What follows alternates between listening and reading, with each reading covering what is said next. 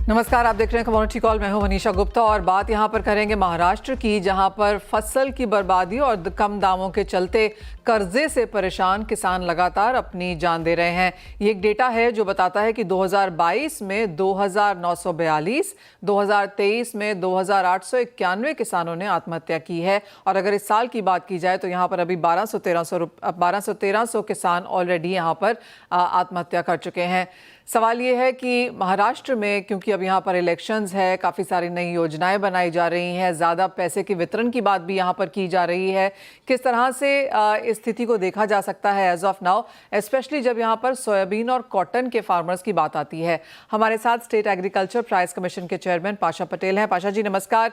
Important time है, महाराष्ट्र में elections हैं, काफ़ी सारे प्रोमिसेस किए जा चुके हैं, किसानों के साथ स्पेशली यहाँ पर काफ़ी बातचीत रही है। कैसे देखते हैं आप ये समय, क्योंकि महाराष्ट्र काफी इंपॉर्टेंट स्टेट है फाइनेंशियल के तौर पर, सबसे बड़ा टैक्स पेयर भी है, और तीसरी बात है कि जिस तरह से यहाँ पर किसानों की आत्महत्या के नंबर्स आते हैं, अगर हम पूरी कंट्री के वो नंबर्स देखें तो महाराष्ट्र से 35-36% के नंबर्स यहाँ से महाराष्ट्र से निकल के आते हैं।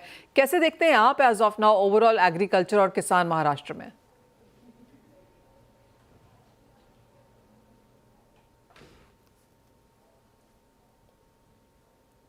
पाशा जी, आपको मेरी आवाज आ रही है?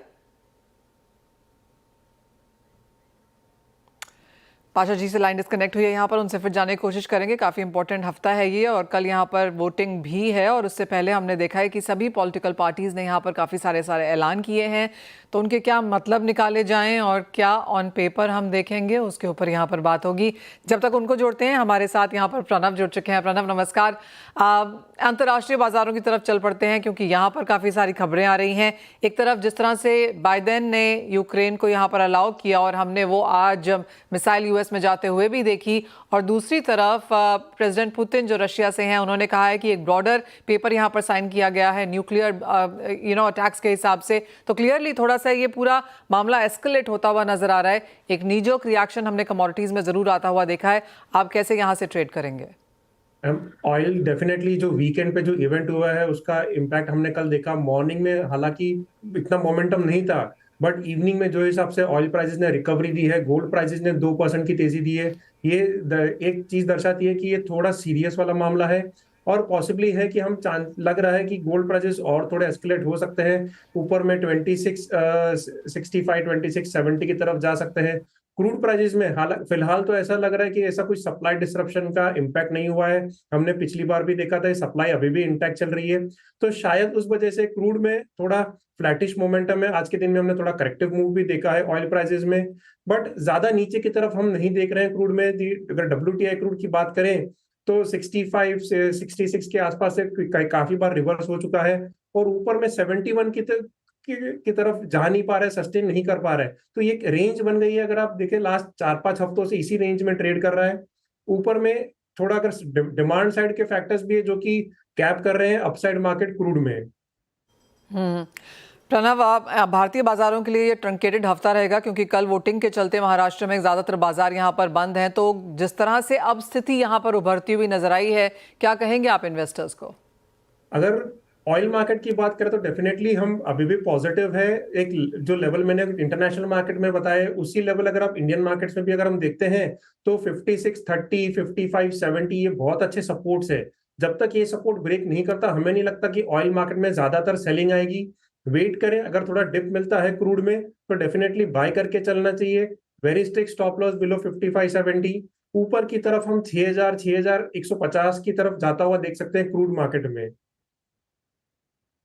यहाँ पर मेटल्स में क्या करने की राय देंगे आप प्रणव, क्योंकि यहाँ पर पिछले हफ्ते जोरदार मुनाफा वसूली थी, लेकिन पिछले 24 घंटों में कुछ खरीदारी हमने फिर से लौटते हुए देखी है। डॉलर इंडेक्स में हल्की सी गिरावट थी, लेकिन जिस तरह से अंतर्राष्ट्रीय मार्केट्स में अब जो यूक्रेन कह रहा है, यूएस कह रहा है, सामने रशिया कह रहा है, जिस तरह से ये एस्केलेट हो रहा है, मेटल्स में अब जिन लोगों ने पोजिशंस बनाई हैं वो क्या करें? मेटल्स में अगर गोल्ड की बात करते हैं तो गोल्ड में ऊपर में 2680, 2690 का डॉलर टर्म्स में रेजिस्टेंस है, जो कि स्पॉट गोल्ड में है। अगर ये लेवल क्रॉस नहीं कर पाएगा गोल्ड, तो फिर से हमें एक करेक्टिव मूव मिल सकता है, और हम एक डिप देख सकते हैं गोल्ड प्राइसेस में, क्योंकि ऑलरेडी हमने 2% की गेन्स देखे हैं। आज ऑलरेडी 1% ऊपर है, तो 3% अपसाइड इन 2 ट्रेडिंग सेशंस, और 1 more % upside would be maximum that we see on the upside. तो ऊपर की तरफ अगर गोल्ड आता है तो हमें वापस सेलिंग में बैठना चाहिए गोल्ड में। डॉलर टर्म्स में स्टॉप लॉस की बात करते हैं तो 2690। इंडियन मार्केट्स में अगर हम देखें तो चार्ट्स पे एक 50 डे मूविंग एवरेज का रेजिस्टेंस आता है जो आता है 75,900, 76,000 के आसपास। तो उस लेवल के आसपास अगर गोल्ड आता है और उसके ऊपर सस्टेन नहीं करता है तो हम एक सेल पोजीशन बना सकते हैं। बट स्टॉप लॉस हम स्ट्रिक्टली मेंटेन करेंगे 76,100, 150 के ऊपर का, उससे बड़ा नहीं रखेंगे क्योंकि फिर उसके ऊपर वापस गोल्ड शायद पॉजिटिव मोमेंटम बिल्डअप हो सकता है गोल्ड में। सिल्वर में भी अगर आप देखते हैं तो 91,650, 91,700 का रेजिस्टेंस बहुत स्ट्रांग है वीकली चार्ट पे, जो कि अगर हम पिछले 4 हफ्ते से देखें तो चार्ट्स पे लोअर लोज लोअर हाइज का फॉर्मेशन भी है। तो अगर ये 91,700 ब्रेक कर जाता है तो ही इसमें हम एक्सपेक्ट कर रहे हैं कि थोड़ी और ज्यादा तेजी या और ज्यादा खिंचाव आ सकता है प्राइजेस में। अदरवाइज प्राइजेस यहाँ से फिर से एक डिप ले सकते हैं टुवर्ड्स 89,200, 88,000 की तरफ। ऑलराइट, तो वो सेंस यहाँ पर आती कमोडिटीज में, जहां पर कच्चे तेल में कुछ गिरावट जरूर है, लेकिन सोने चांदी में बाइंग अपॉर्चुनिटीज इस तेजी पर आप यहां पर ढूंढ सकते हैं। प्रणव, बहुत शुक्रिया साथ जुड़ने के लिए, तमाम कमोडिटीज पर स्ट्रैटेजीज बनाने में हमारे दर्शकों की मदद करने के लिए। एक ब्रेक का समय है, लौटेंगे तो बात करेंगे यहाँ पर एग्रीकल्चर की। और जैसे मैं आपको बता रही थी कि महाराष्ट्र में कल वोटिंग है और उसके पहले जिस तरह की स्टेटमेंट्स हमने यहाँ पर आते हुए जाते आदान प्रदान होता हुआ देखा है, उसके क्या मायने हैं ऑन ग्राउंड, बताएंगे आपको।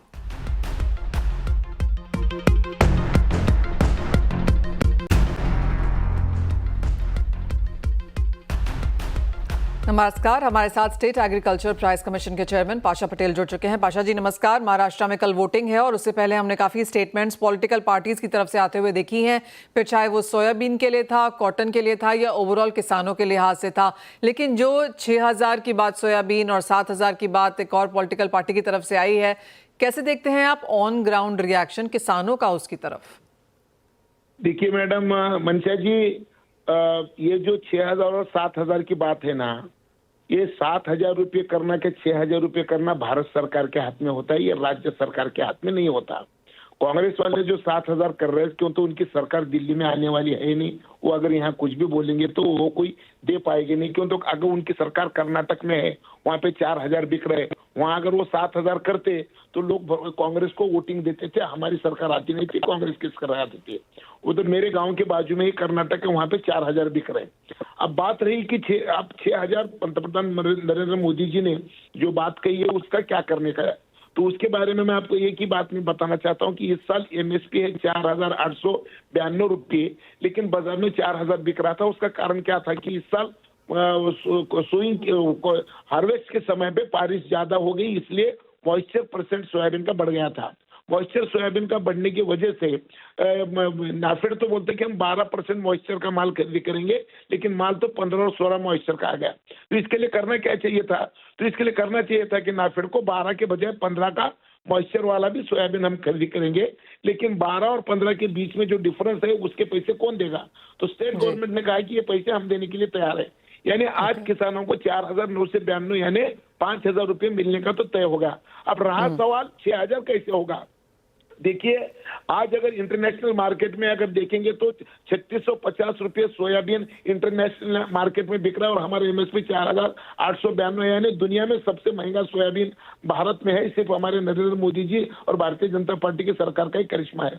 अब रहा कि 6,000 रुपये कैसा देंगे, तो अर्जेंटीना का डी ऑयल के 3,200 रुपये क्विंटल है और हमारा डीओसी सोयाबीन का 4,200 रुपये है। फर्क है 1,000 का। 1,000 ये जो डिफरेंस है, वो डिफरेंस में जाने के लिए हमको करना क्या चाहिए? सच में ये हम महाराष्ट्र में भी देश में भी पैसे दे सकते थे, लेकिन देखिए 90 lakh metric ton de oil के सोयाबीन का तैयार होता है, 60 लाख मेट्रिक टन इसको पोल्ट्री में जाता है, 10 lakh metric ton animal feed के लिए जाता है, 20 लाख मेट्रिक टन बचता है। और ये 20 लाख मेट्रिक टन जिस साल एक्सपोर्ट करने में भारत सरकार कामयाब होती है, तब सोयाबीन के भाव बढ़ते हैं। जब हम एक्सपोर्ट नहीं करते तब सोयाबीन के रेट दबते हैं। इस साल भी हमने भारत सरकार ने मक्का से और राइस से इथेनॉल बनाने की परमिशन दी, इसके लिए उसकी 20 लाख मेट्रिक टन डीओसी बाजार में आ गई। अब हुआ 90 लाख के बजाय 110 लाख मेट्रिक टन हो गई। सवाल एक लास्ट में आपको एक बात बताना चाहता हूं, अब मक्के की डीओसी 14 रुपये है, चावल की डीओसी 22 रुपये है और सोया डीओसी 42 रुपये है। अब पोल्ट्री वाला देखिए पोल्ट्री वाले को 14 रुपए और 42 रुपए तो 14 रुपए का माल लेगा, इसलिए हमारे जी। देश में अब ये प्रॉब्लम हो गया है। तो इसलिए हमको एक्सपोर्ट करना है। एक्सपोर्ट में हमारे प्लस पॉइंट क्या है, तो दुनिया पूरी जेनेटिक मॉडिफाइड सीड है, हमारे पास नॉन जीएम सीड है, तो नॉन जीएम सीड खाने में दुनिया पसंद करती है। सिर्फ जी। डिफरेंस है, तो ये डिफरेंस देने के लिए हम अब हमारे जो फैक्ट्री से पोर्ट तक का जो ट्रांसपोर्ट सब्सिडी है वो अगर देंगे, जीएसटी सिर्फ ऑयल सीड पे है, ऑयल सीड पे की जीएसटी अगर हम करेंगे तो हम 6,000 से भी ज्यादा दे सकते हैं। भारत सरकार ने बहुत बड़ा मन बना के दुनिया में सबसे ज्यादा सोयाबीन को रेट देने का काम भारत में किया। अब हम 5,000 तो दे रहे हैं, लेकिन हमारे प्राइम मिनिस्टर मोदी जी ने कहा है 6,000, तो 6,000 भी जाने के लिए अभी 2-3 दिन का हमारा 2 दिन है सिर्फ आचार संहिता, ये आचार संहिता खत्म होने के बाद हम 6,000 भी दे सकते हैं। इतना ये मैं डिटेल इसलिए बताया मैं, क्यों तो घोषणा करना अलग है, देना अलग है, अलग चीज है, रास्ता बताना भी अलग चीज है। एब्सोल्युटली। और ऑफ कोर्स मुझे मालूम है पाशा जी आप काफी बिजी भी होंगे, कल यहाँ पर वोटिंग है, लेकिन आपका वो पॉइंट वेल सेट है कि आचार संहिता हटते ही हम शायद यहाँ पर कुछ नोटिफिकेशंस आता हुआ देखेंगे, एक क्लैरिटी आ जाएगी। जो ये 6,000 की बात हुई थी वो इस सीजन के लिए है, अगले सीजन के लिए है, और उसके क्या डिटेल्स हैं of course in the market, हम उसका इंतजार करेंगे। माफ कीजिए, लेकिन फिलहाल इस समय इस कार्यक्रम में इतना ही समय है। हम लेकर आएंगे आवाज समाचार।